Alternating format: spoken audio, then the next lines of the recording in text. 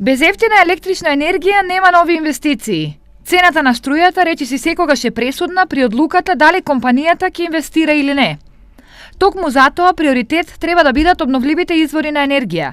Нешто што засега кај нас многу малку е искористено. Состојбата во Македонија околу обновливата електрична енергија е многу мала, значи многу малку хидроелектрани имаме. Чебрен галиште уште не се изградени. Ветерници имаме 15 одлични локации, од кои што само Богданци е како локација изградена, а за фотоволтаични централи доволно е секое домаќинство да си постои на својот кров.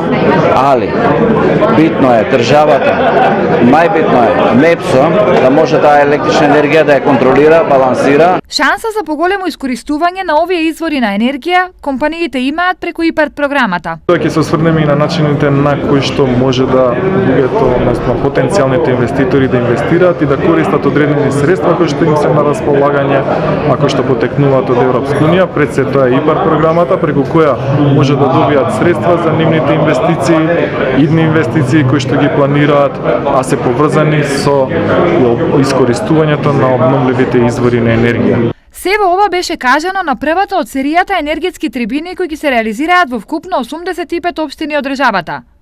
Домакин на првата беше општина Виница. Имавме представници од другите институции кои што запознаа како треба да се аплицира, кои се условите и како може да се добијат средства од страна на владата на Република Македонија, на Европската унија и пред се нивната заинтересираност како може тие да аплицираат за да добијат средства во врска со енергетската ефикасност. Инаку во развиените европски држави обновливите извори на енергија се искористени и до 70%.